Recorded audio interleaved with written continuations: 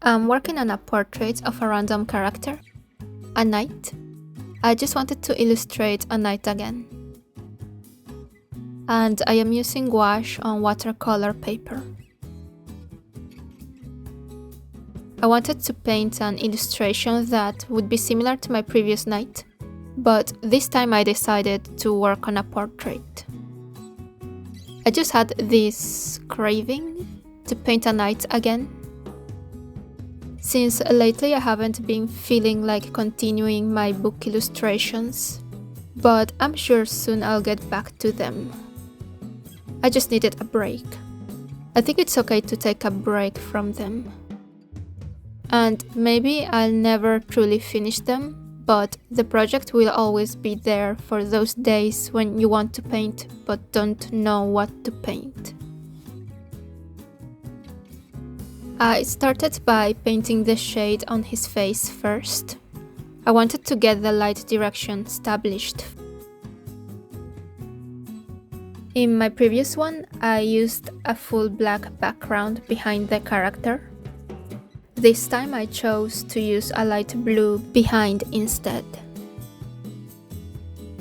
I wanted a color to make the character stand out. I went with the sky blue because I was planning on painting him with green and some pastel yellow. Well, initially the idea was pastel yellow for the armor, but as you can see, it wasn't very successful there. The yellow was darker than I wanted. I thought that the sky blue would be a nice color to go with his armor and cape colors. Also, these are still the bad quality gouaches. Yes, I have a lot of them. I've been trying to paint a lot with them to get them over with fast, but they feel like never ending.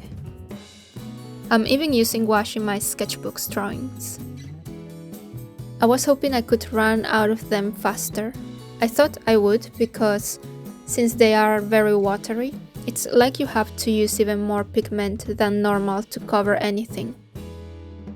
But I guess I was hoarding too many of those gouaches. Never again. I left the lightest values on the character with the color of the paper. I just like the look it gives. I've done that a lot in previous paintings. Over the course of the painting, I really struggled to get the color I truly wanted for the armor. I just wanted a light armor with soft yellow touches to go with the green cape. And I had a lot of issues trying to get that color. Mostly because the white gouache that I was using to mix. I used yellow ochre, which is darker, and with the cheap white gouache, it just made a bit of a mess. When it's so watery, it's hard to mix to get the color you truly want. And I also decided to frame the portrait with this European architecture. I did the same thing with the previous knight.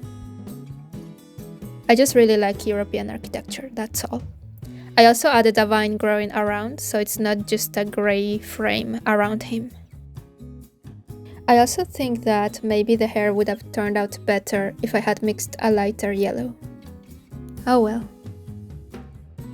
In the end, I added some greens on the stone as well, just to represent...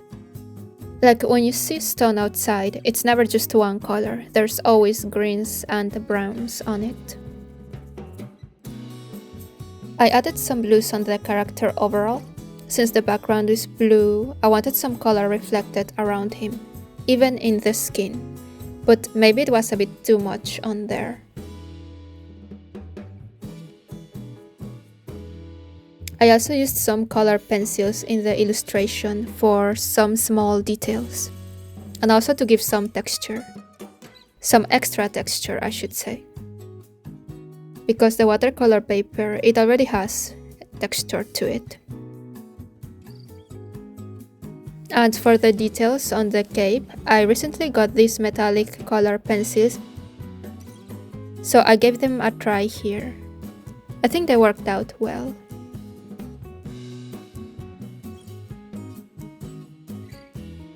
And here we have the finished illustration. It's okay. Again, I think the blue in the skin was a bit too much, but it gives an interesting look. Overall, I like the rendering, but I find the hair is too puffy on the back of his head. And I wish I could have achieved a more pastel yellow look for his armor.